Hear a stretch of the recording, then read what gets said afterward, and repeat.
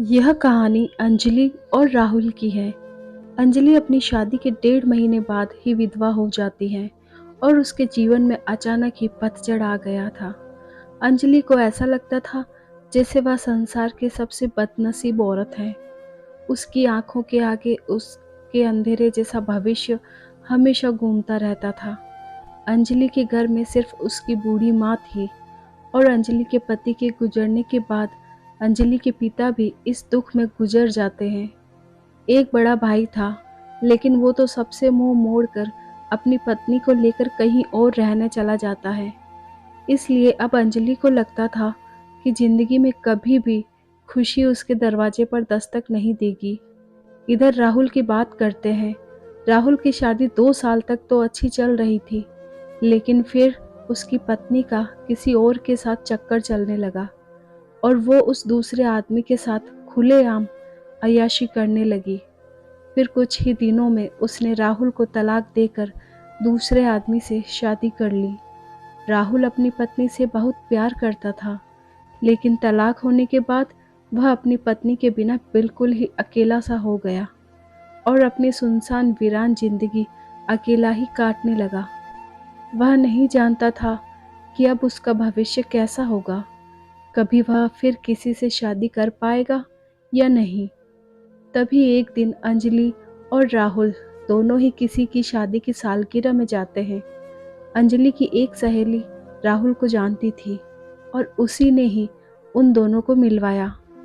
राहुल से मिलकर अंजलि को अच्छा नहीं लगा, क्योंकि राहुल अपनी पत्नी के बारे में नेगेटिव बातें कर रहा था और यह सुनकर अंजलि को राहुल पर गुस्सा आ रहा था कि वह औरत के बारे में इतना गलत कैसे बोल सकता है। लेकिन बाद में उसकी सहेली रिया ने बताया कि राहुल कितना दुखी लड़का है। वह अच्छे खासे पैसे कमाता है और उसके परिवार वाले भी बिल्कुल सीधे हैं, लेकिन फिर भी उसकी पत्नी ने दूसरे मर्द के चक्कर में इस बेचारे को धोखा दे दिया और अब विकास दिन रात रोता ही रहता है। यह सुनकर अंजलि का दिल भर आया। वह मन में सोचने लगी कि एक शरीफ लड़के को मैं बिना मतलब ही बुरा समझ रही थी। तो उसी दिन से अंजलि के मन में राहुल के लिए एक प्रेम सा जाग गया। तभी कुछ ही दिनों बाद अंजलि ने अपनी सहेली रिया से कहा कि रिया, मैं पता नहीं क्यों राहुल को चाहने लगी हूँ और मैं उसे पसंद भी करती हूँ। अगर रिया तू कुछ उपाय करके मेरी दोस्ती राहुल से करवा दे तो शायद मेरी जिंदगी संवर जाएगी। तो रिया ने कहा कि ठीक है, तू कहती है तो मैं किसी बहाने से राहुल को अपने घर बुला लेती हूँ। मैं उससे तेरी सारी कहानी पहले ही बता दूंगी, फिर तू भी आ जाना। आगे तुम दोनों की किस्मत। तभी रिया अपने जन्मदिन का बहाना करके राहुल को अपने घर बुलाती है और रिया राहुल को अंजलि की बीती हुई सारी बात बताती है और वो उसे ये भी बताती है कि शादी के 1.5 महीने में ही अंजलि विधवा हो गई थी। राहुल को अंजलि का ऐसा हाल देखकर उसे बहुत दुख होता है। तभी राहुल अंजलि से मिलता है और उसे समझाता है। वाकई में अंजलि एक बहुत दुखी लड़की थी। अब राहुल ये तय कर लेता है कि वो अंजलि का सहारा बनेगा। अंजलि को भी राहुल दिल से बहुत ही पसंद था और दोनों ही बाहर भी मिलने लगे ताकि वो एक दूसरे को सही से समझ सके। एक दिन उन दोनों को ही एक दूसरे से बेहद प्यार हो गया और रात रात भर वो दोनों ही फ़ोन पर चैटिंग भी करते हैं और कभी फ़ोन पर बातें भी कर लेते थे। राहुल बहुत ही रोमांटिक लड़का था। वह अपनी बातों से अंजलि का दिल जीत चुका था।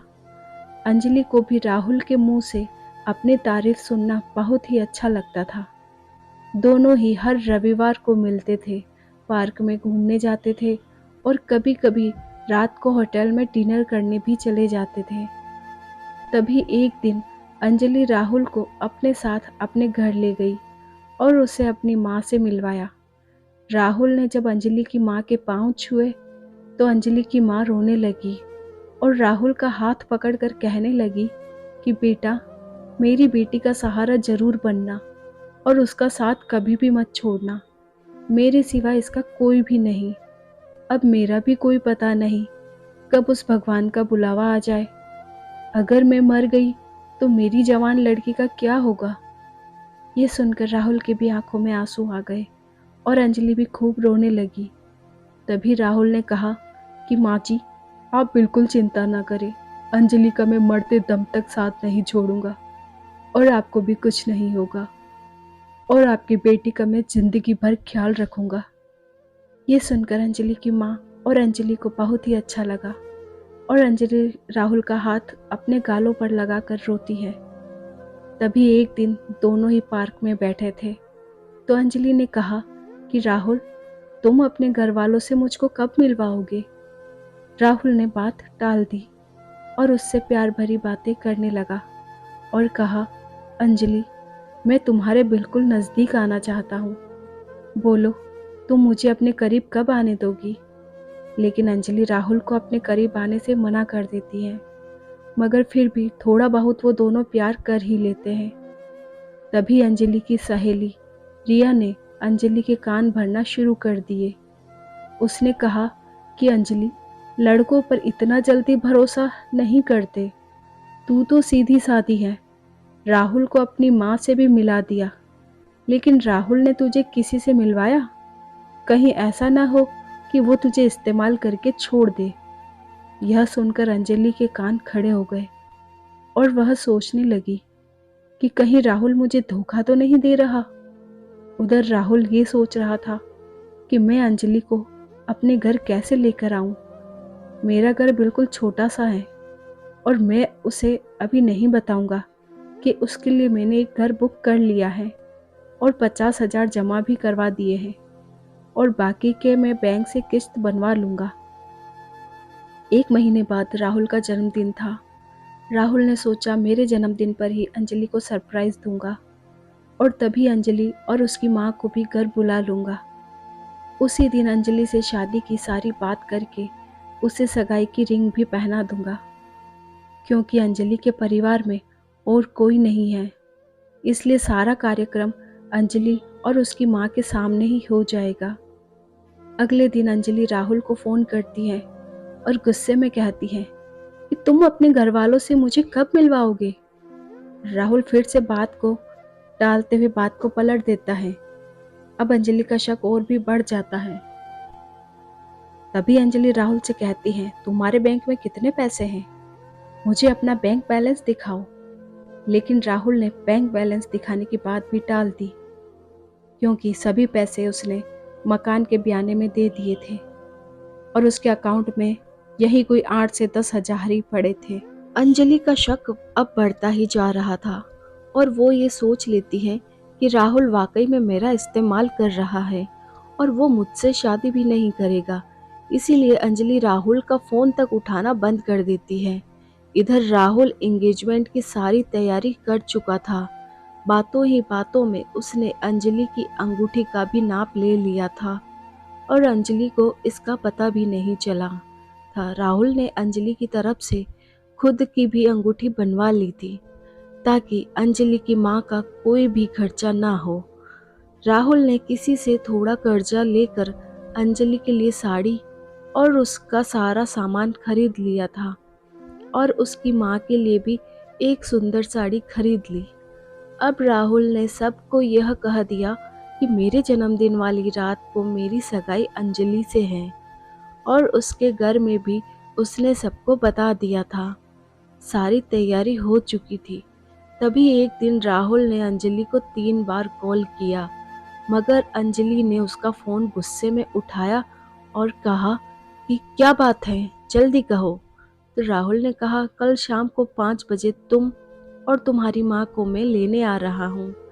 तो अंजलि ने कहा कि मुझे कहीं भी नहीं जाना। तो राहुल ने कहा कि अंजलि, कल मेरा जन्मदिन है। राहुल ने बताया, लेकिन फिर भी अंजलि ने राहुल को जन्मदिन की बधाई नहीं दी। तभी अंजलि ने सोचा कि जन्मदिन में चली जाती हूँ, इससे राहुल का पर्दाफाश भी हो जाएगा। अगली शाम अंजलि और उसकी माँ तैयार हो जाती है और राहुल की गाड़ी में बैठकर उसके साथ चली जाती है। पूरे रास्ते अंजलि ने राहुल से कोई भी बात नहीं की। उसे तो राहुल के रूप में एक धोखेबाज नजर आ रहा था। तभी जैसे ही अंजलि राहुल के घर की दहलीज पर कदम रखती है, वैसे ही राहुल की माँ आरती की थाली लेकर आती है और अंजलि को टीका लगाकर उसकी आरती उतारती है। ये देखकर अंजलि हैरान रह जाती है। तभी वो भी राहुल की माँ के पांव छूती है। उसकी माँ उसे अंदर आने के लिए कहती है। सभी लोग खड़े थे, राहुल के बड़े भाई, भाभी, राहुल के भतीजा भतीजी और राहुल की माँ व भोले भाले उनके बाबूजी। सभी लोग अंजलि और उसकी माँ का स्वागत करते हैं और बैठने के लिए भी कहते हैं। अब राहुल का जन्मदिन भी बन जाता है। उसके बाद अंजलि जाने के लिए कहती है, तो राहुल की माँ कहती है कि बहू, तुम्हें जाने के लिए नहीं बुलाया है, हमेशा के लिए यहीं रखने के लिए बुलाया है। अंजलि समझ नहीं पाती। तभी राहुल की बड़ी भाभी 2 फूलों की माला और एक प्लेट में 2 अंगूठे लेकर आती है। ये देखकर अंजलि राहुल की तरफ बड़े ही आश्चर्य के साथ देखती है। तभी राहुल एक अंगूठी अंजलि के हाथ में रख देता है और कहता है, आज हमारी एंगेजमेंट है अंजलि, और इस बात के लिए मैं तुम्हें सरप्राइज करना चाहता था। तुम्हें ये रिश्ता मंजूर है ना? अंजलि रोने लग जाती है और मन में ये सोचती है कि मैंने किस लड़के पर शक किया। राहुल ने नए मकान के कागज भी अंजलि के हाथ में रख दिए और कहा कि अंजलि, ये मकान मैंने तुम्हारे लिए लिया है, क्योंकि हमारा ये घर थोड़ा छोटा है ना, इसलिए अंजलि की आंखें अब अपने आंसुओं को रोक ही नहीं पा रही थी। तभी अंजलि ने मकान के कागज अपनी सास के हाथ में रखते हुए कहा कि माँ जी, मुझे तो इसी घर में रहना है आपके साथ, मुझे नया मकान नहीं चाहिए। इस बात से घर के सभी लोग खुश हो जाते हैं। तभी राहुल कहता है कि अंजलि, तुम्हारी माँ भी अब हमारे साथ ही रहेगी, भला वो अकेली कैसे रह पाएगी। ऐसा करते हैं, जो मकान मैंने लिया है वो पास में ही है, माँ को तुम वहीं शिफ्ट कर दो ताकि तुम अपनी दोनों माँ को संभाल सको। अब सब कुछ ठीक हो गया था। कहाँ अंजलि का एक शक की वजह से सब खत्म करने जा रही थी। ये गलती उसे बहुत महंगी पड़ने वाली थी, मगर मैंने राहुल के घर जाकर अच्छा ही किया। इसलिए दोस्तों, जीवन में कभी भी किसी शक की वजह से आप अपने प्यार को कभी मत छोड़ना। पहले पूरा सच जानना, फिर कोई कदम उठाना, तभी आपका भी रिश्ता बच सकता है। आपको ये कहानी कैसी लगी, नीचे कमेंट करके हमें ज़रूर बताइएगा। अगर आपको ये कहानी पसंद आई हो तो अपने दोस्तों के साथ ज़रूर शेयर करें और ऐसी ही प्यारी कहानियाँ सुनने के लिए हमारे YouTube चैनल से जुड़ें। तो लाइक, शेयर और सब्सक्राइब करें। धन्यवाद।